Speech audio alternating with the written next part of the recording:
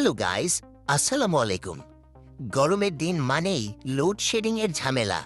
আর এই সময় যদি মাত্র ১২০ টাকায় এমন একটি রিচার্জেবল ফ্যান বানিয়ে ফেলা যায় তবে কেমন হয়?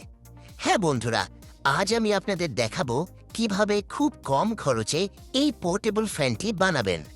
এই ফ্যানটির সবচেয়ে বড় সুবিধা হলো এটি পোর্টেবল। সাইজে ছোট হওয়ায় বাসে ট্রাভেল করার সময় খুব সহজেই ক্যারি করতে পারবেন।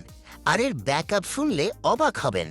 একবার চার্জ দিলে এটি ২ থেকে ৩ ঘন্টা পর্যন্ত একটানা বাতাস দেয়।